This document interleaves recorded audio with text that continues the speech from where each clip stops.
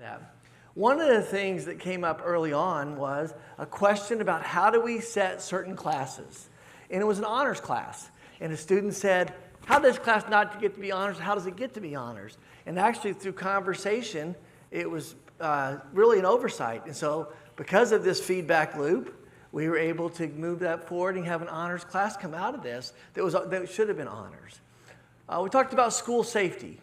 You know, we hear a lot about the school, maybe there's concerns about bullying, concerns about safety. So I asked them, how's it going at the high school and middle school in their journey? And they would fill in and kind of tell me areas. You know, the bathroom's probably not the most important. That's not a good place at times, right? When you hear kids talk about it. The older you get, unfortunately, vaping is an issue. And so we talked about that and what are some strategies that we could be proactive, but also what we could do. And then we ask about traditions. What are things that you like about our school? And what are things that you would stop?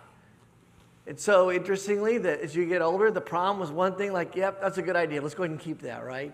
But there were certain things like we have state walk, which is where the kids that are going to a state competition the day before, they go through the building and get cheered.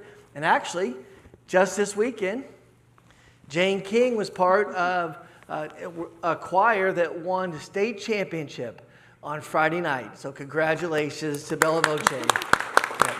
Was there anybody else in Bella Voce for that? And all right, so we had two. Awesome. Quite a great enjoyment, wasn't it?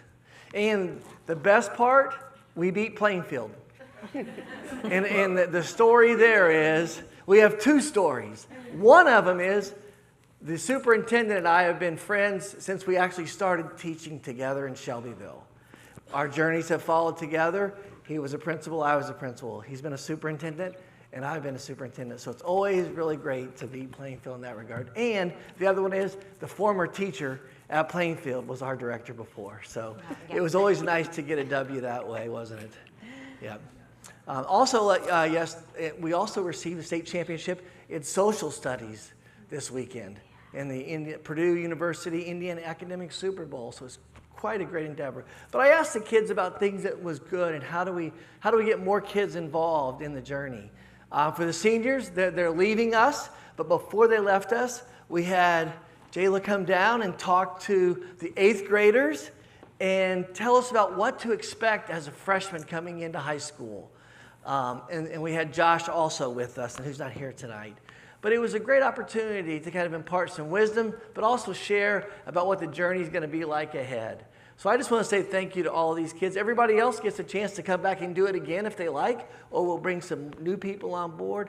But it really is an important part of the student voice. And one of the things that I'm very proud of is that we do listen to the kids, and we do have a chance to have some impact. I did ask them about what qualities do they look in teachers. That was an interesting conversation. Mrs. Betts and I was taking notes. Obviously, they would say they want someone who knows us, but they don't need a teacher to be their friend. They need someone who imparts the knowledge to them and then moves forward. And they're really important about that. They also felt like it would be okay to have them sit on the interview committee to help make a selection for a teacher. So it was really great to kind of hear those things, and I'll share back with the principals and other things as we travel the rest of the summer. But I wanted to say thank you to everybody. I'm going to have them introduce themselves. I do have a pencil for you, and I want to just get one picture before we leave, so we'll start right here. I'm Caitlin Gray. I'm Ella McCrary. I'm Jalea Golden. I'm Jane King. I'm Kaya Morrison. I'm Maddie Chase. I'm Zuma Alexander. I'm Jake Lawson. I'm Jasmine Beatty. I'm Annalena Anorga. I'm David Mercer. I'm Vaughn Wyatt. I'm Ryder Reeson. I'm Wyatt Roller. I'm Trevor Smith. There you go. Thanks. Thanks, Jay. Yeah, you guys just won another award, right? All right, we're going to try to get a picture for every. Let's have the middle school kids maybe in front and the high school students behind. How's that? Huh? We'll be right back. Yeah. Just take 10 seconds. Really tall girls in the front row. Or you can be on the end right there. Yeah. Well, did you guys really? Just before you walked in? Well, that's awesome. All right. For all of them, it was like a challenge. It's like you call it All right. team challenge. All right. Did we scoot in here a little bit more? All right. How they're selected, but I know they. I was just told that the 4x8 middle school team just set a new school record, so congratulations. Thanks, Daddy. Bye. Thanks, everybody. Thank you. Just set a school record. You're trying to find the plaques. We'd love you to stay for the whole thing, but this is a good time to depart if you're looking to get out a little early. A little early. We got a healthy agenda. You having fun? Mm-hmm.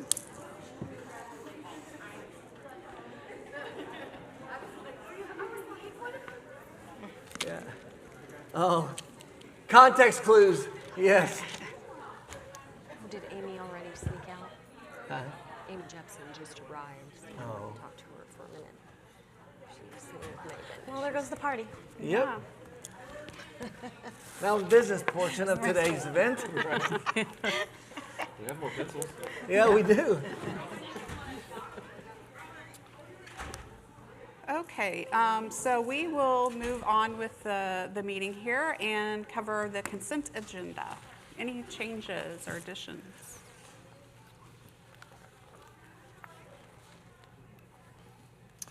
We did have on Jay for PAC agreements, and Mr. Young has looked at both of them. For the upcoming musical, they would like to have the characters fly, and so they need to have a second contract on that, and so you'll notice that under J for PAC agreements as we move forward as well.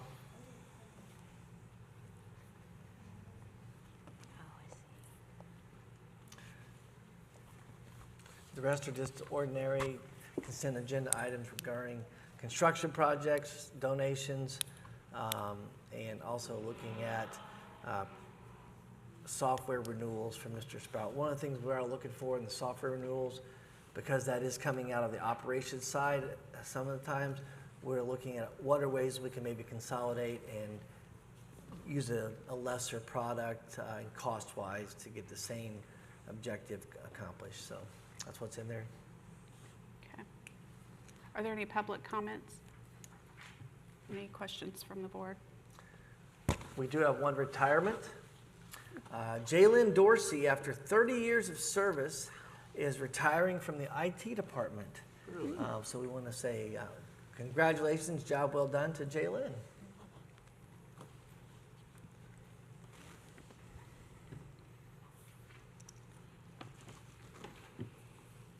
Okay. Any questions? Just need a motion. I move to accept the consent agenda. I'll second.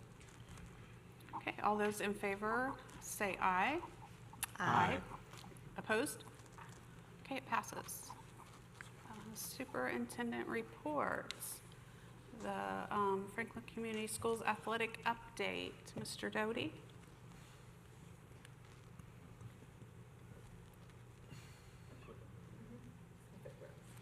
If it works.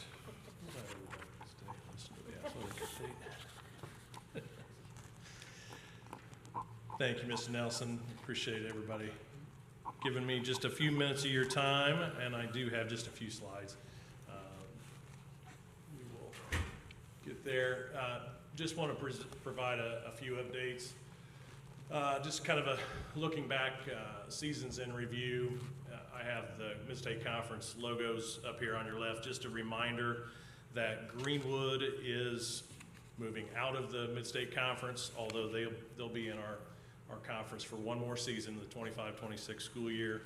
And then after that, Bloomington North does come in the 26-27 school year and then beyond. But Franklin and Greenwood we've talked, and we will continue to play Greenwood in anything that we can, as long as scheduling, there's no scheduling conflicts. We still want to play them in all of our sports. We think that's a good matchup, a good county rival, and we want to maintain those contracts. So you'll see that moving forward, and then there to the right of that, you'll see just our fall and winter and spring updates. Dr. Clendenning, I apologize for this, but we are in second place to Plainfield.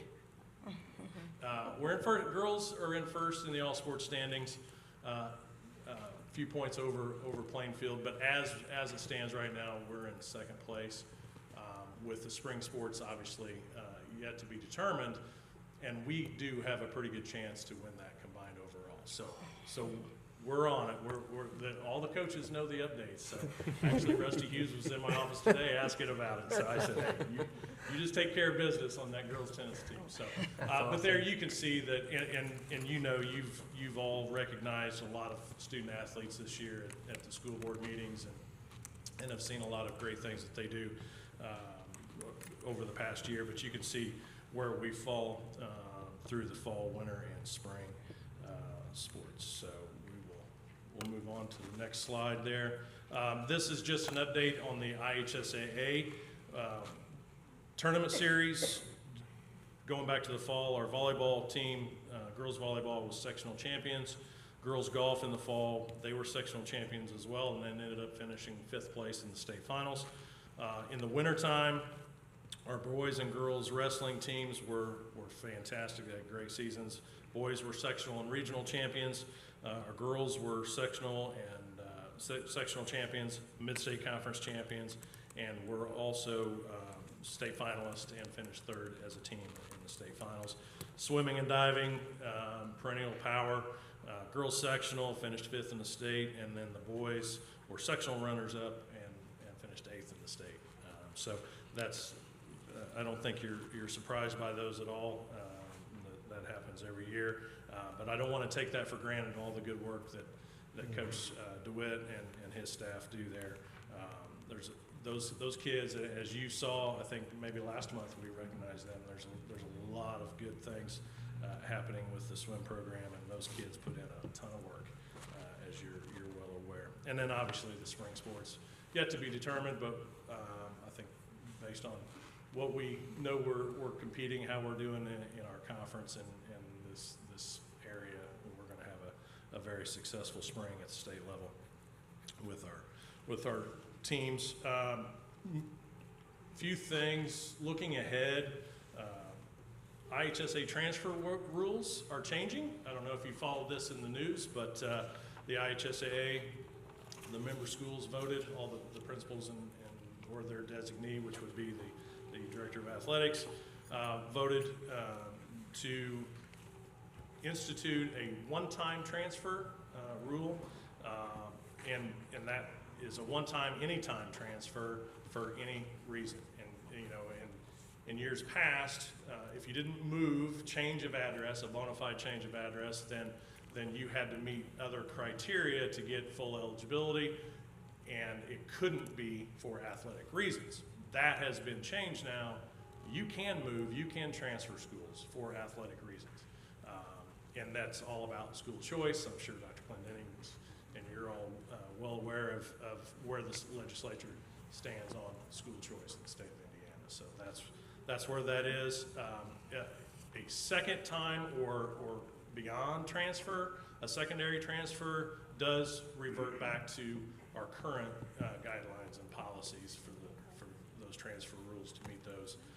And then there's a third thing that was changed. If you are transferring a secondary time and you do get it to do it, it's you know, everything is legitimate in your senior year, but you still have to sit out for 30 days in that sport that you're transferring.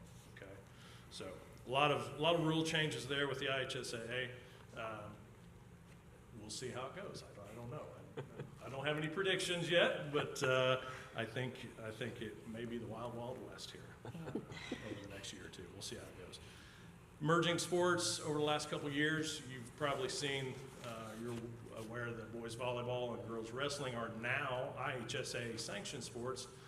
4 years ago, both of those sports had the emerging sport title, and there are 2 other ones coming on as emerging sports. That's girls lacrosse and girls flag football.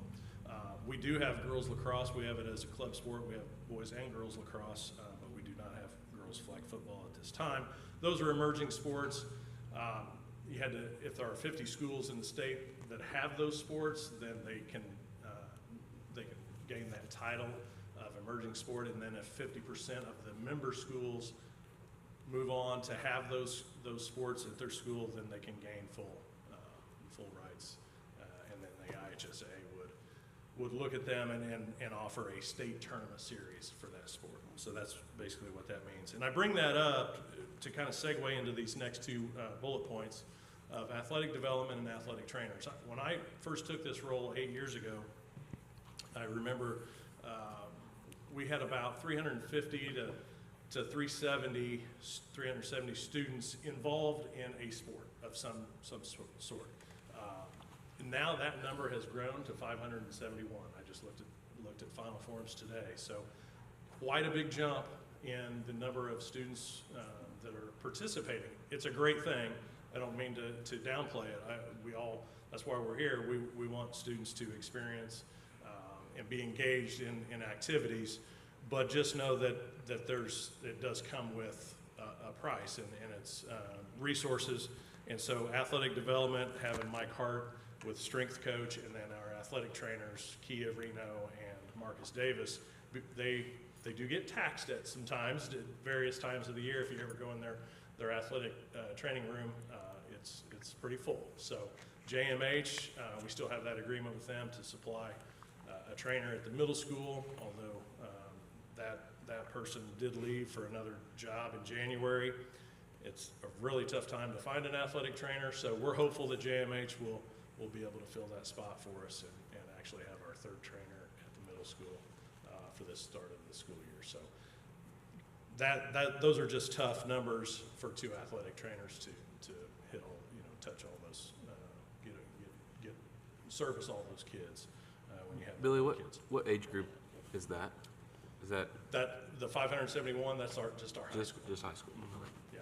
And so what was happening, Kia and Marcus would come down during the day and try to see kids at the middle school level that really needed their help. So kudos to them for getting that done. Last couple bullet points, facility improvements. You've all seen or heard Mr. Betts come up and talk about our bond issues and what we're going to be doing with the athletic facilities. We're super excited about that, to get that started this year.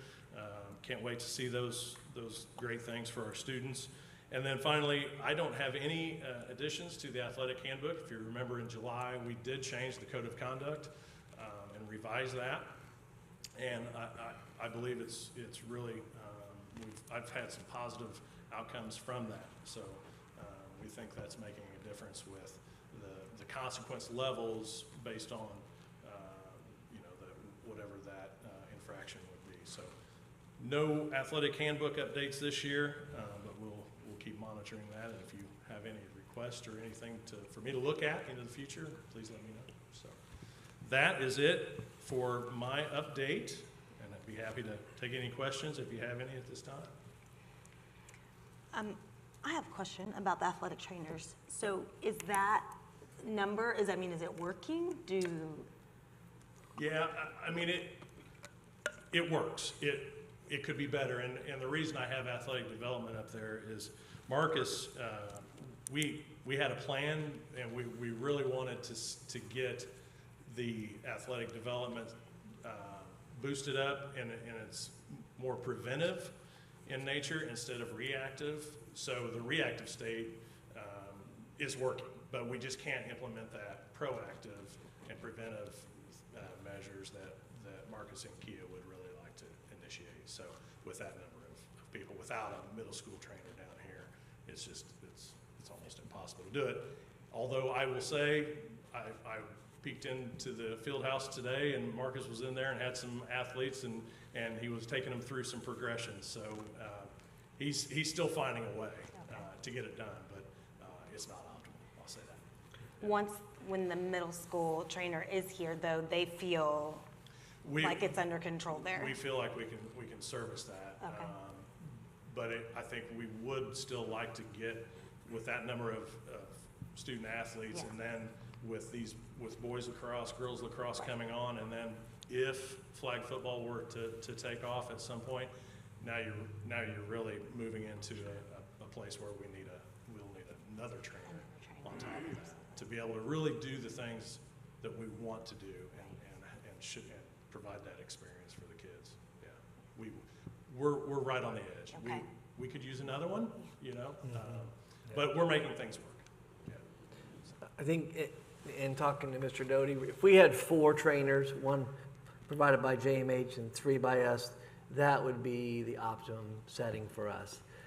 Because that would allow Marcus to oversee everybody and do that development both here and at the high school. And so those are things that we did talk about. JMH, one of the things that we're seeing in the contract, we do get to be an afterthought a little bit, right? If they have to fill their needs first.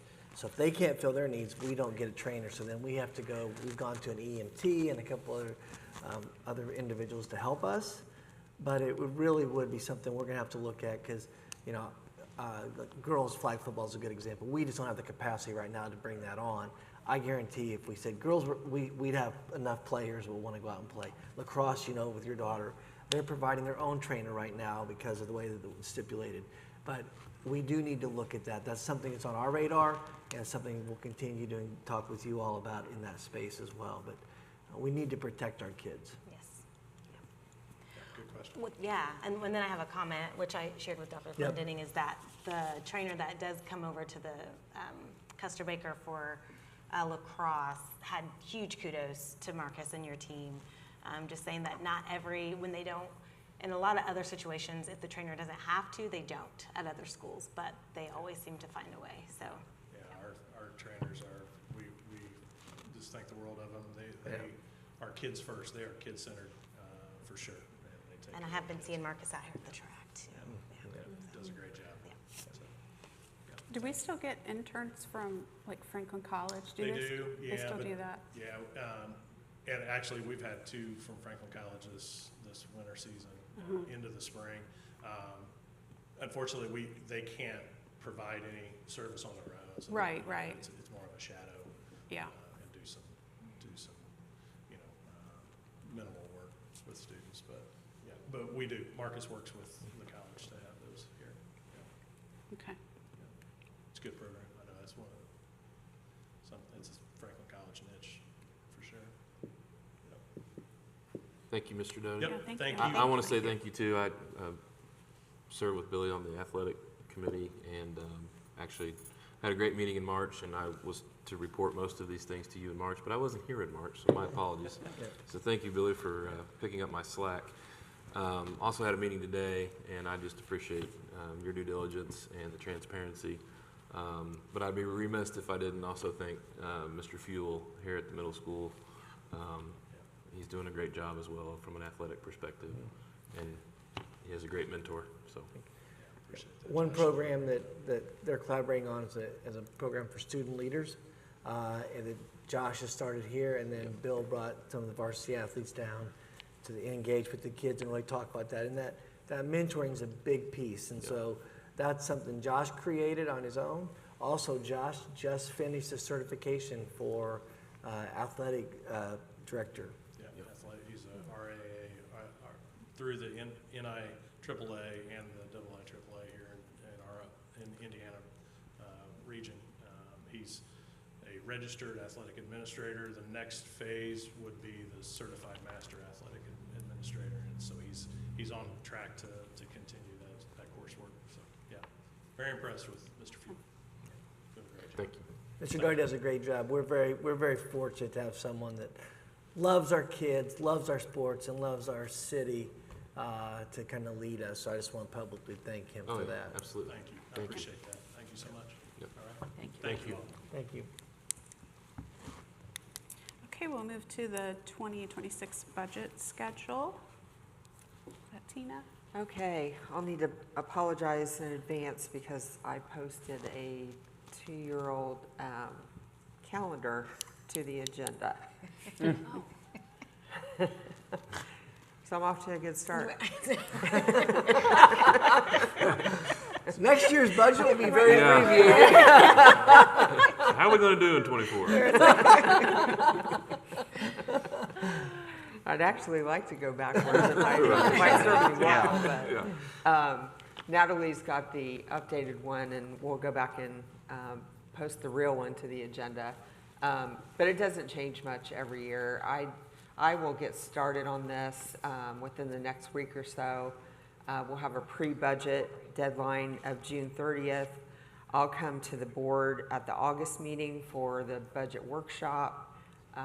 And then we will have a public hearing in September for the 2026 budget here at the regular board meeting.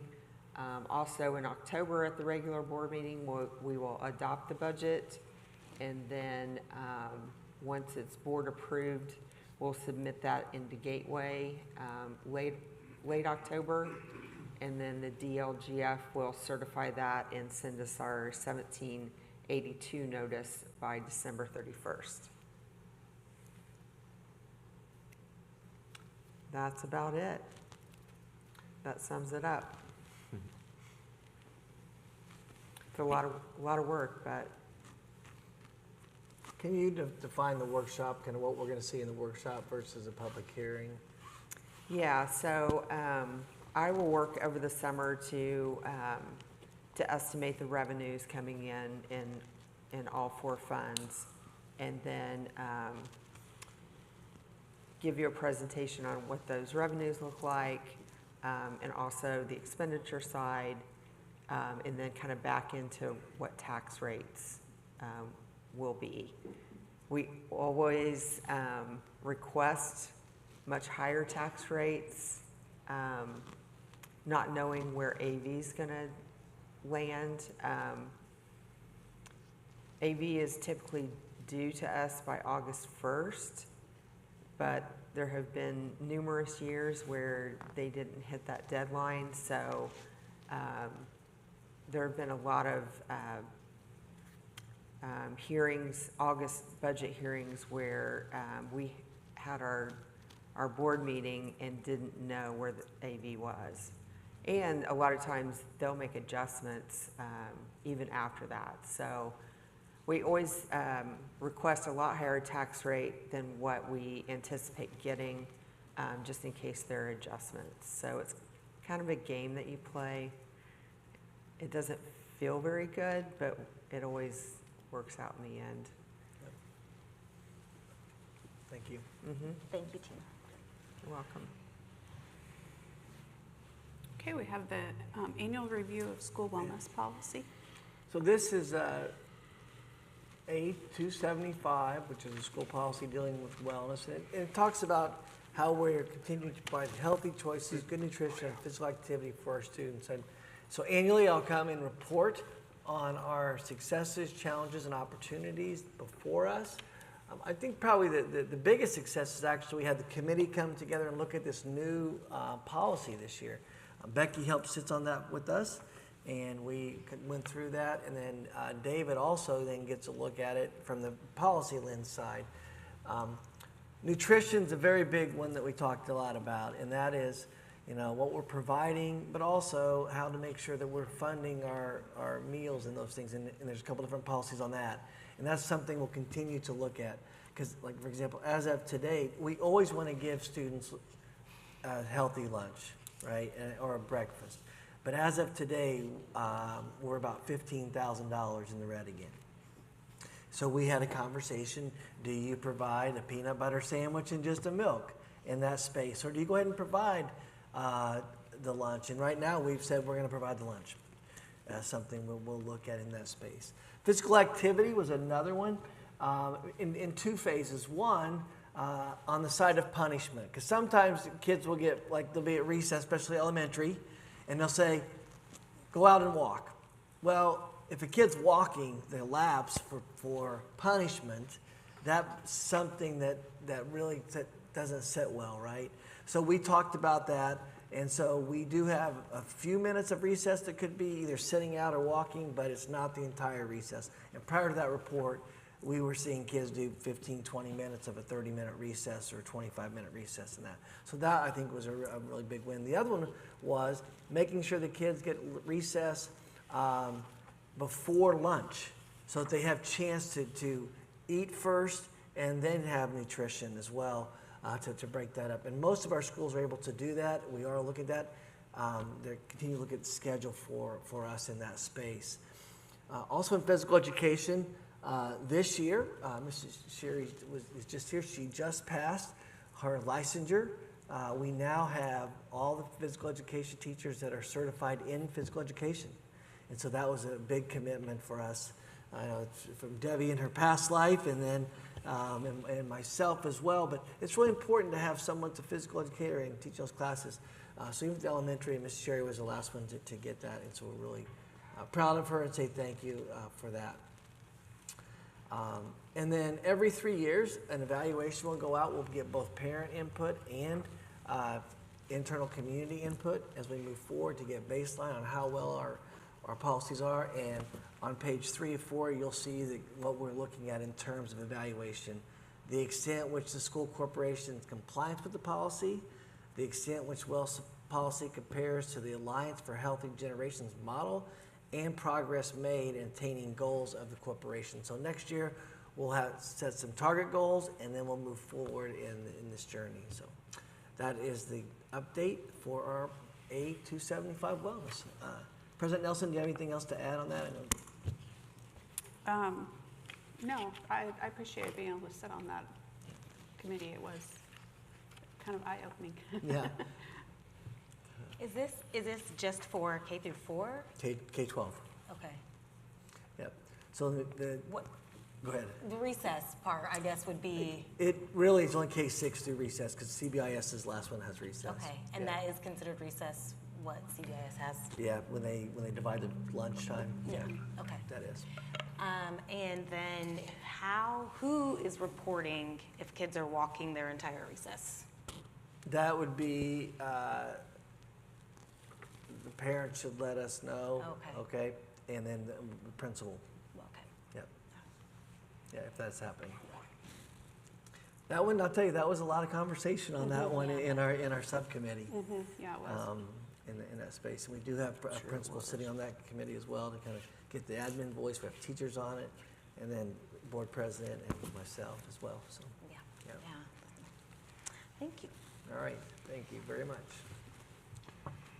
Okay, and then we have the legislative updates. Yeah, I just want to share a couple, now that the session's over, some highlights that we got to hear about. And now they're going to new law, because as you know, Governor Braun did not veto any of the laws that made it through, so we're all set. First one, obviously, Senate Enrolled Act 1. We've spent a lot of time talking about that. Now, Tina just presented the calendar for the budget. She's probably going to have a few sleepless nights on SCA 1 because that dealt with property tax, and we know that we're going to see changes to that, and that's where our operations money comes from. And so we're evaluating that, and as you recall, we've asked Baker Tilly to come up with, some talking points and some more education points for us this summer at the retreat. We're going to have them come back and present, as well as policy analytics on SCA 1. Couple changes on the revenue side for House Bill 1001 on how we get our money. We know that there's going to be about a 2% increase to the budget across all schools in that space. One of the things that Brooke has been having to do for the last several years is track our curricular material resources so that parents don't get charged for textbooks any longer. Now, we will not have to track that anymore. So Brooke's probably did a little bit of a cheer, but what she will be doing is tracking it at the advanced classes, because AP, dual credit, International Baccalaureate, Cambridge, any of those programs that are advanced curriculum, parents will be charged for textbook rental because they're college classes, and it's the colleges setting the course for that. For example, Brooke just received the most recent for our education pathway, and it was quite expensive. Yes, there are two required texts coming from the university for students in the class that Eric Jenkins will be teaching next year for education, and it's $150 for the combined resources for one student.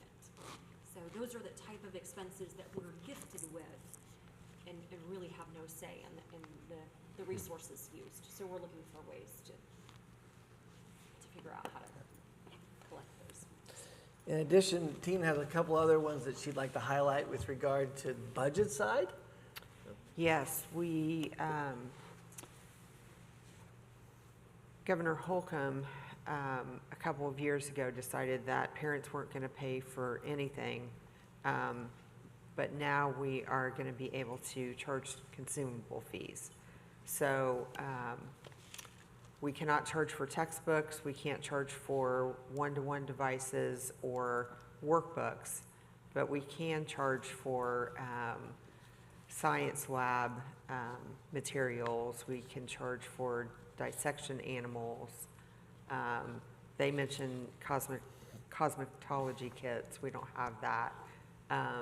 But anything extra, materials and supplies that are needed for the purpose of instruction, we'll be able to charge parents for that. So that will open up a source of revenue that we were used to at one point that was eliminated a couple of years ago. So that'll help. Would you like to talk about referendum? Yeah, some changes with referendum. I believe they eliminated the cap. However, you know, on the other side, the changes with homestead credits and the deductions will still reduce the amount of levy that we get. Probably the most impactful thing is related to the ballot question. Not only are we going to have to describe the increase that an individual taxpayer will see, we will also have to describe the decrease that they would see if the referendum didn't pass. So I think we'll have to put some time and effort into educating people on what that really means. So we'll have to put some work behind that and just explain what that means to our schools and our teachers and our classrooms. And don't you have to ask for a specific number now? Yes. Not Yes, just a specific levy number. Yep. And that is a significant change. The other significant change is when we can ask. Right. Yes. So we have to go to a general election in an even year in November. So another way to translate that for everybody is every time, when we have a referendum ballot for any district, they'll have board members running also at that time. That's really kind of as you're looking at that journey. While right? claiming a party. Well, and speaking of welcome to the party, let's talk about the party affiliation for just a second, because that was another one that changed. It did pass. It was actually very close. It was 26-24 when it came out of the Senate side, but it did pass. So starting in 26, I believe it is, you will declare party affiliation, or you choose no party. If you choose party affiliation for Republican or Democrat, and if for some reason a person could not complete their term, it goes to caucus. Similar to like county council, city council, and those.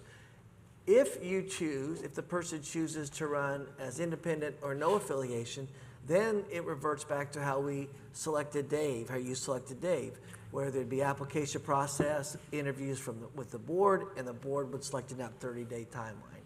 So that was new in this coming cycle for us. So that was one change. Also, Billy talked about the transfer rule, about that. Actually, the state law changed as well to force the ICHA, and what they took out one sentence, and that sentence was, it used to say you could not transfer due to athletic reasons. Now you can transfer any reason you want to transfer. And that's where they put pressure back on the ICHA to change their rule as well in that space. And so those are a few significant changes. Brooke will talk just a little bit about the TAG grant for teacher appreciation, because in the past, everybody got it, and that is changing. Yes, so in the past, we were issued an X amount of dollars from the state, and we divided it amongst our teachers who were effective or highly effective, and there was, state law required us to differentiate between those levels that are part of the 4 in our evaluation plan. And traditionally, those dollars come out in December. That's no longer the case. Now the state of Indiana, IDOE, is developing rubrics, and we can only select up to 20% of our teaching force. And the criteria are student performance, or student achievement, I think, performance achievement. And they're trying to develop rubrics to help, really help us make decisions, because you have to think about differences between English, mathematics, choir, we mentioned choir earlier, social studies. How do you think about student achievement or performance across the diversity of content areas that we offer and across the diversity of grade levels that we have? The other area, there's an area, I think for the highest level, there'll be 3 categories, $3,500, and there are certain criteria for that. There's a $5,000 category and a $7,500 category, assuming the state still has the finances when these decisions are made at the end of next school year. So we're looking at April, May next year instead of the traditional December timeline. So I think part of the language has mentioned that if we're restricted, if we come in, we don't hit our budget at what we anticipate at the state level, and they go back and decide, you know what, we're going to have to reduce that pool, that may impact those dollar amounts for the categories. I mentioned student performance as being one of the categories. Another indicator that they're using, I think, is like hard to fill fields or content areas. So that's one that's mixed in. I want to say there's a third. Is there a third? Mentoring. If you're mentoring or coaching, again, how do you measure that? And so IDOE is trying to determine how we assess that component as well. So we're anticipating additional guidance, but it is a significant shift for our teachers. Parlayed with that, teacher evaluation is changing. In the past, we've had to categorize teachers into highly effective, effective, needs improvement, or ineffective. That is going away. Now, Dr. Worland will present in the fall to you an evaluation plan. You will approve the plan, and we will post it on our website. And that's the extent of the evaluation. We do not have to, we may choose to use highly effective, effective, needs improvement, ineffective, but we do not have to do that any longer. So you don't have to categorize teachers in a bucket in that space. So that is something new. That came out of the deregulation side of life from Representative Baining's bill. That will be a significant change, because for the last 12 years or so, that's exactly how we have traveled. So that will be a change for us and for teachers as well. And so Dr. Worland will begin working with teachers and the committee to do what's best for us, right? What's the best for Franklin, and how we grow people and make sure that they're doing their job. Math. No, go ahead, math. There have been some changes with mathematics as well. So last year it was the science of reading, and now we're, if you will, talking about the science of mathematics. So a couple changes in that area. If a student has all A's and they're a 5th grader, a sitting current 5th, 6th, or 7th grader, you have achieved all A's in your mathematics courses and then hit above proficiency on iLearn, we are required, unless parents choose not to, we are required to bump you to the next level of mathematics. So if you're a 5th grader, you'll be in 6th grade next year naturally, you bump to 7th, and then so on. So that's one change that's going into practice next year. The second is that we We need to look at our elementary program. We do a lot of work with interventions in our tiered instruction for literacy. All right, we've talked about that. You heard from the literacy coaches a couple of meetings ago. We now need to find some time to integrate some mathematics interventions. So we have time in our schedules, as you heard them talk about, for no new instruction time is what we often call it, time for them to really focus on reteaching what needs to be retaught, looking at your data to decide how to group students, but we need to also target some mathematics interventions as well. So we'll be looking into those opportunities this summer as well. Next Tuesday night, the 20th, we will be attending the regional ISBA. You will learn more from that organization as well, about more details, more structure. But those are the ones that really impact us. And I think 4 of the 5 of us are going. Dave, are you going to able to? Natalie, is that right? Or all 5 going? I think I've got a work conflict. I thought you had a conflict. But we will still plan to go. We'll gather either carpool up or whatever. It's a 5:45, Primo South, right off of Keystone and Hannah, that area right by you, Indy. So, all right. Well, that concludes the update for legislation. Thank you very much. Thank you. Thank you. Okay, we'll move to action items. Are there any public comments? Okay. Agreements to dedicate right-of-way. Thank you, President Nelson. Before you tonight, we are finishing the last bits of detail with regard to the right-of-way for the Franklin Cub Academy School. And we have 2 agreements, one for T. Thompson Properties LLC and one for James Fletcher. We're asking for acquiring this property for a grand total of $27,500. I worked with Mr. Young and Mr. Thompson on this as well. We divided the amount based on the square footage that we were needing to acquire. So when you read the documents, you will see exactly, and we did have that surveyed through Schmidt, and they took care of all of that. Then the next steps, after we approve this tonight, after the board approves this tonight, then we will instruct Ms. Job to go ahead and issue the checks to T. Thompson Properties LLC, James Fletcher, and then also then we'll send the final copy to Roger, who will then submit to Mr. Thompson the right-of-way document and go from there. Roger, is there anything else that I need to describe before we vote on this? No, I don't believe so. It should be noted that both landowners were very cooperative and assisted us greatly in getting this to the finish line. I thank them for that. Very appreciative of the work and partnership. With that, I ask for approval of the agreements to dedicate the right-of-way on Earlywood Drive. So moved. Second. Okay, all those in favor signal by saying aye. Aye. Opposed? Okay, the motion passes.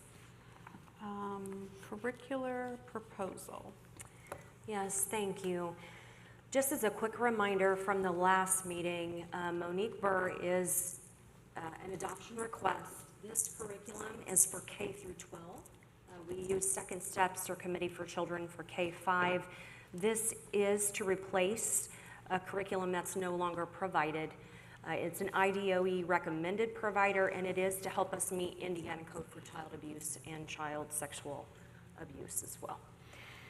The mystery writing is a request for a 1-year pilot. This is coming from our teachers. The current writing that we have in our Wonders curriculum is not fantastic. They would even tell you that. So we are looking for an opportunity to pilot this resource. No changes to that one either since the last meeting. The final one, there is a change. If you'll remember right, I had an out-of-date invoice attached. That has now been updated, so it should be the correct date at this point. That's the only change since we submitted it a month ago. This is the curriculum for us to use for students who are in an alternative, like an in-school suspension setting, and especially really for vaping curriculum at our high school level.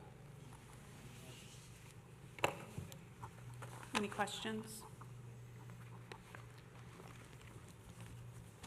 just need a motion. I would move to approve as presented. Second. Okay, all those in favor, signal by saying aye. Aye. Opposed? Okay, the motion passes.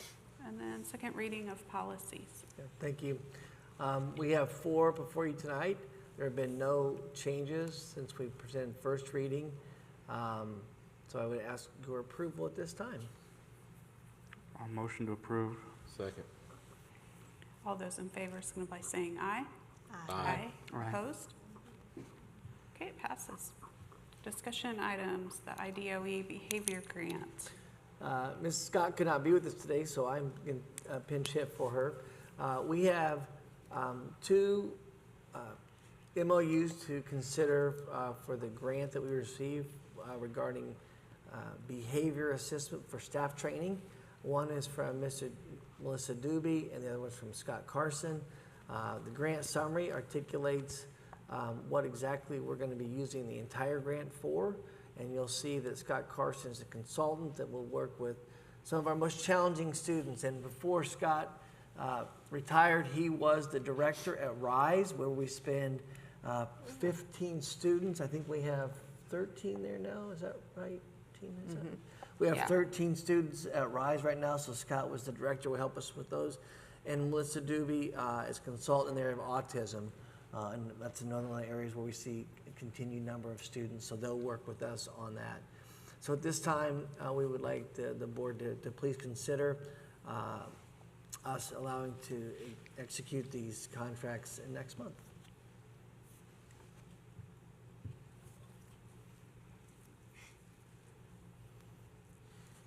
Okay, we'll go on, or sorry, were there any questions? Okay. And then the virtual school course additions for next year? Yes, and I am Shelby Murphy this evening for a minute, with the next 2 actually. The first item that you will see with the new course additions for 25-26, some of these look familiar. If you remember back in maybe January or February, I came to you with new courses for the high school for some of the new pathways we're developing for graduation. This is a similar, really, request for the virtual school. So this is for our Indiana Online partner. That's our 6 through 12 partner that we use in the virtual space. All of these courses, some of which should look familiar from earlier this year, but they are for graduation pathways that Indiana Online is adding for our Indiana students to help them complete their diploma requirements. So these are state courses that they've added to their catalog. And we're requesting approval in June then for our students to take these courses.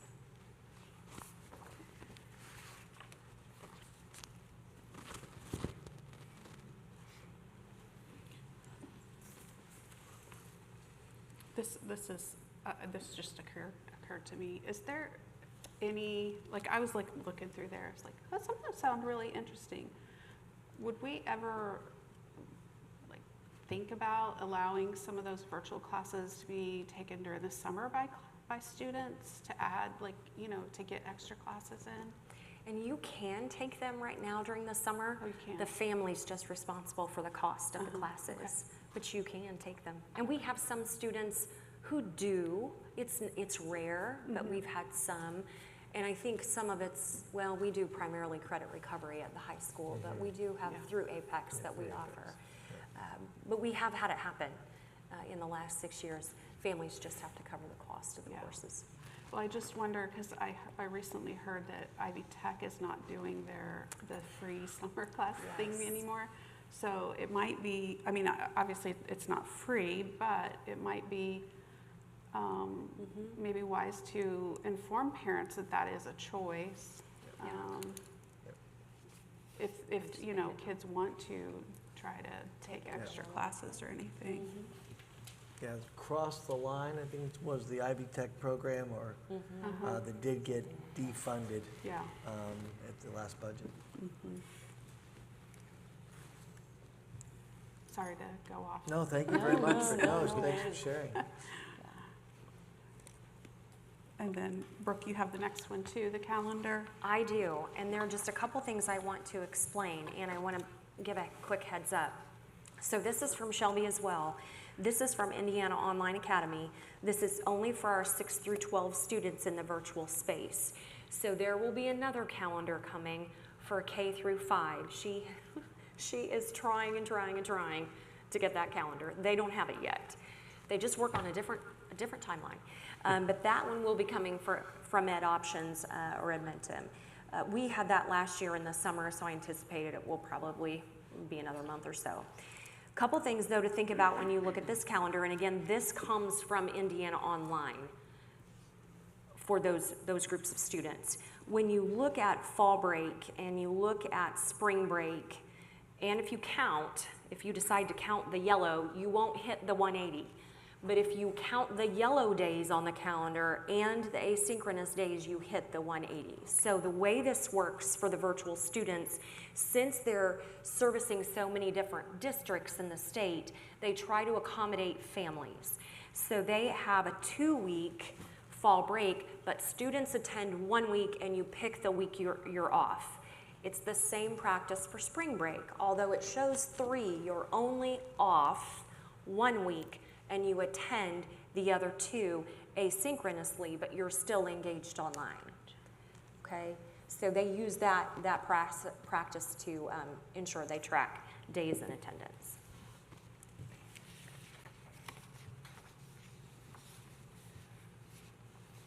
Okay, thank you. You're welcome. Bloomington Meadows Hospital Partnership. That's me too. Hi, hello. I am now Kim. So interestingly enough, this request actually came from Bloomington Meadows. So they had asked if we could develop an MOU, which is attached, and Roger has seen it and has approved it. It's 0 cost. The sole purpose of this process is for us to avoid ER times and trauma for families whose students are in crisis. So we're talking about students who are suffering from suicide ideation or some other crisis in their lives, and we're trying to find a place for them to find the support that they need. So they will also help with in-person or telehealth sessions with families, so you're not heading down to Bloomington to only find out there's no space and then driving back to Franklin. That's kind of what's happening right now. Families have a child in crisis and are driving to 5 different places because there's not space. So it's easing the burden of families and really trying to help support, honestly, our staff, because they will take over via telehealth and really try to help families find their support.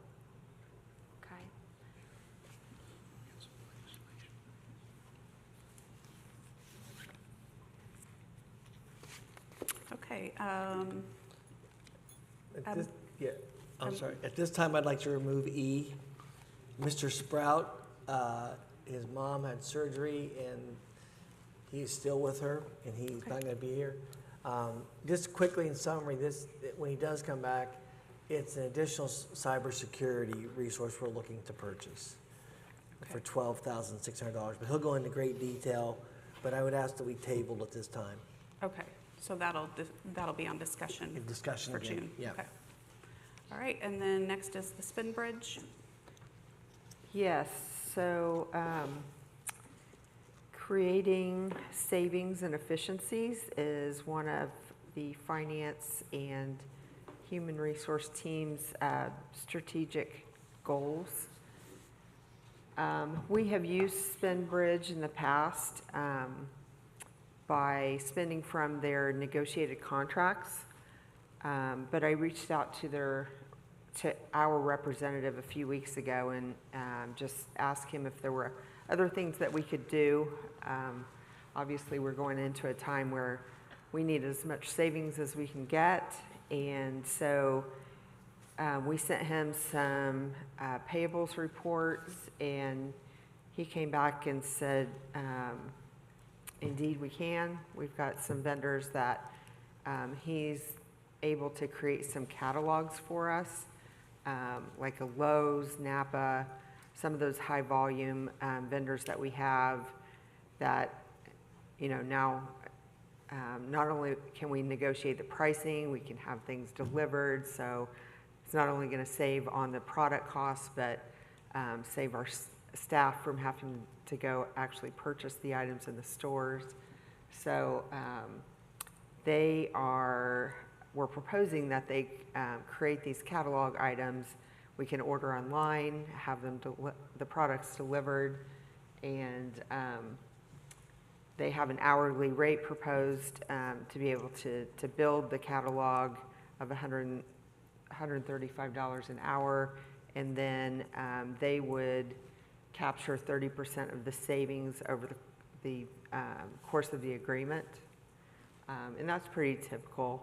I've seen these agreements before. Sometimes they do them for like phone services and things like that. But this is a good way to take a deep dive into what we're spending and try to recover some of those items, and for somebody to really take the time to analyze what our spends look like. So I do have some references to check on other districts that have used this service. So I've got some feelers out there, and I got this contract to Roger kind of late for this board meeting, so he's in the process of reviewing. So we will bring this back for your consideration at the next board meeting.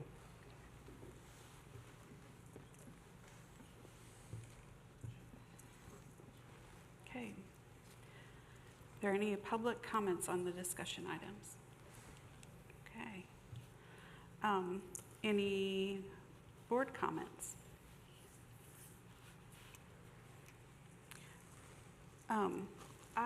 I wanted to say something as not only as a board member, but also as a parent of a senior student.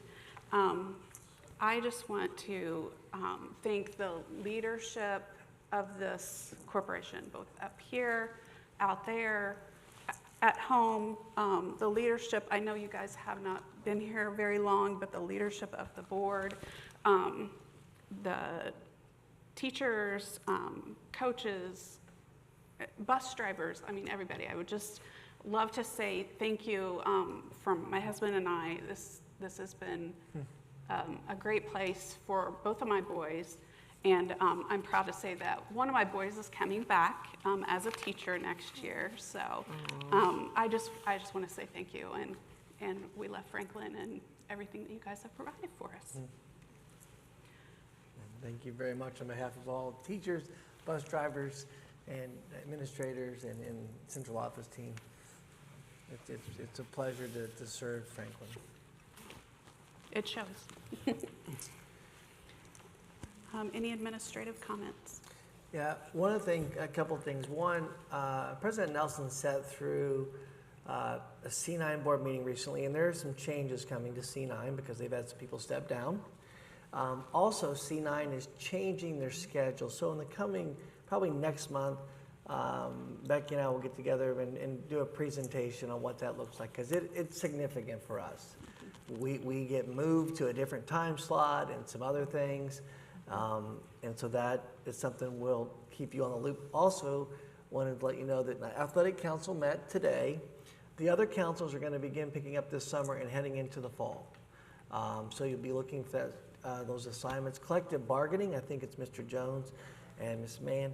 We will begin next month with our first informal meeting with just us, and then we'll do an executive session with the entire board in conjunction with the budget, as we know what's going to look like for us as we travel forward in that space. Music Council will also be coming back, because we had a lot of conversations and questions about that K-12 perspective, but really grades 5 through 12. There's a lot of conversation about what that looks like. So councils will be coming back, so just want to make sure everybody has those on your radar. You'll get an email from Natalie. We also have to post the agenda like we do in it, like Mr. Doty had to post that Mr. Jones is going to be present for the Athletic Council meeting today, so we will have those. So Central 9 has always been meeting, but we do have some news. So that's one thing about administratively. Graduation next Saturday, the 24th.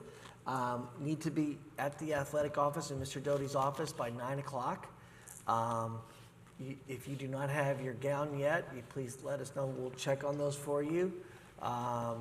Okay? Natalie will make note of that and check on that. If we will have them, if you don't get them, you'll have them in the room. We will be escorting all the students out around the track. It's a very cool experience that we're getting ready to embark upon. But we do need to make sure everybody's there. The diplomas are not here yet. Tariffs. Yeah, so what is gonna happen, as I wrote up in Friday notes, I think once we get them, if we can assign everybody to a day, that way if you wanna come to the school and sign them, great, but more than likely you'll wanna take them home and do them at your leisure, but you'll really only get them for one day for those 400 or so certificates. That way we can pass them on and know when Steve and I will get them finally to sign off on. But those are coming, and we'll have them. And then as far as handing the diplomas back out to the students, we'll make sure we delineate the alphabetical order that we're going to be in, and then you all just need to work together on if there's any that you want to hand out in that space. I got M's. You got M's? I wonder why. We do have an upcoming trip in partnership with Franklin Education Connection, and that is going to the national parks. They're going to Zion, Grand Canyon, and Bryce. We interviewed 17 students, selected 7. Is that right? We selected 9, but 2 could not go for whatever reason in the end. But we Do you select 2 more? No, they're going to just keep that where they were this time. Oh, okay. Macy Ulmer and Jen Rodman are going to chaperone for us on that. They're really excited about this opportunity, and we're excited about this. So we'll have 9 kids. The kids many of them have not been to a national park, so it's going to be an experience for them, and we're excited. I just want to say thank you to the Education Connection and for providing this for us. We need to pick a date for our summer retreat. Traditionally, it has been Fair Week. We do not have to keep Fair Week, I just tell you that. But that's what our tradition is. It's usually after the second week of July. We've actually did it as close as the day before school before. I mean, it really, because it's us. We're going to look at the strategic plan. We're going to look at where we're heading in the future with the new diploma, new opportunities with the budget, referendum. Bargersville wants to come talk to us. President Nelson and I talked to them about 8 weeks ago. They just emailed me back. They want to come talk to us about water in the area. And so Dave was like, but anyway, they're gonna want to come talk to us. We have a lot on our plate. It's a full day. We usually do it usually in and around Franklin someplace. We've done it at the barn before at Crystal Springs. We've done it at the hotel out there. We'll also have about a 90-minute session on executive session, part of the retreat, on safety. Because that's one of the reasons we can go for executive session, and we will do that. We'll have our chief, Sheriff Cox, come talk to us and talk about what that looks like. So looking at dates, if you don't have your calendar now, I can have Natalie send out a couple, a survey, and we can pick the date. But if we really would like to have as many people there, the full day. It is a full day. It's laid back, but there's a lot of there's a lot of good conversation about what's going on. So Brett's probably out Fair Week. Yeah. Fair Week is not good. Yeah, Fair Week, so that's fine. What week is that? The 13th, okay, I believe, through the 19th. Okay. So maybe the week after? I'm in Michigan the week after. Okay, the week after? How about the... Okay, how about the week of the 28th? Debbie, is there anything that, or? That's better. The week of the 28th is better. I'm fine then. Dave? Yeah, I just can't do Monday or Tuesday. That's fine. How about Thursday, the 31st? Barely July. That would be great. Thursday, the 31st will be fine? Yeah. Okay, we'll tentatively set that date. Check your calendars one more time, and we'll get that out to everybody. Mr. Young, I have a question about the new streaming do work sessions, since we're gonna be in there for 8 hours, is that also live? Excuse me. Yes, it would be considered a meeting of the governing body. Okay, And then that law applies to any meeting of the governing body. okay, Not committees that are subject to open. There are other groups within the school that are also subject to the Indiana Open Door Law Yeah. when they meet. But only the meetings of the governing body are required to be live streamed. okay. But that would be a meeting of the governing body, Yep. therefore it would need to be live streamed. So I will If need the to make sure facility has the wherever we go that capability. we have the capability to live stream Yeah, that. subject to capability. Yep, So if the facility doesn't have the capability, like if Now, you're in Okay. your normal chambers, okay, you gotta broadcast it. This is the area where we're all figuring it out. okay, Yeah, thank you. Now caveat to that, though, we have a new public access counselor. I had a great rapport with Luke, the prior public access counselor, and I pretty much could predict how he was gonna. Yep, The new one I don't, but I can tell you this, an objection you might get if you have the meeting at a venue that does not have live streaming, would be, why didn't you have it at the high school? Why didn't you have it at one of your facilities where it could be Okay. live streamed, rather than go only 2 miles away, for example, and have it somewhere else? Okay, I'm not saying that would carry the day, I'm just, Oh, yeah. I can foresee that being thrown back at Yeah. the board. yep, Mhm. okay, Yeah, unless it's, the excuses you could see would be, well, the venue we have is, too small. Franklin City Hall, Bargersville Town Hall, those aren't as big as an auditorium, and if you were expecting a large turnout, that could probably be a reason to justify, but we don't have that problem No. here. yep. All right, well, we will keep that in mind. I do not want to have this be a stumbling issue for us. We will find a place where we can live stream, and set that up and go from there. Okay. Well, thank you very much. So Natalie, did you get that July 31st? All right. All right. Those are all the updates that I have on admin comments. A few calendar events, just to review. We do have Senior Walk. If you've never experienced a Senior Walk, it is really cool. The seniors go back to their elementary school, and they go through the hallways, and they're high-fiving kids, and they're wearing their caps and gowns, and seeing friends, but also just seeing these kids' eyes light up where the seniors becoming superheroes, and it's a really cool thing. So if you're available and you want to see that, they are going to start at 8 o'clock. We can send you the route schedule. I don't have it here, but we can send that to you. Also, we will have a joint city council meeting on August the 25th. I know August seems like a long way away, but it's really not. That's going to be at 6 p.m. at the city council chambers. And then Johnson County Public Year in Review also is coming up as we head into the next coming months. So just a few things to think about as we head to the summer. Before we close, I did want to mention that over the past several months, we've had educators pass away. And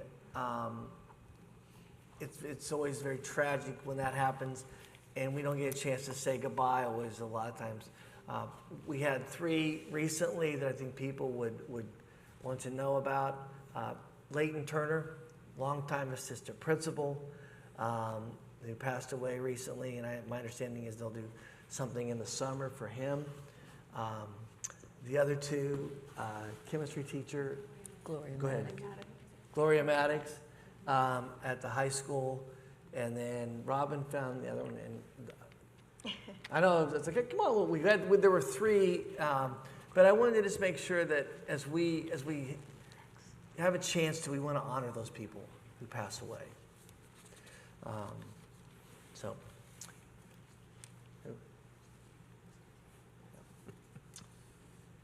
So with that, I just want to say thank you to all those educators that have passed away, and we remember them as part of our family and in the larger community. McMahon, Mrs. McMahon. Yep, Mrs. McMahon, thank you, that's who it was. Yeah. Yep, that was it, thank you very much. That's all I have. Okay, I'll ask for a motion for adjournment. So moved. Okay. Thank you, everyone.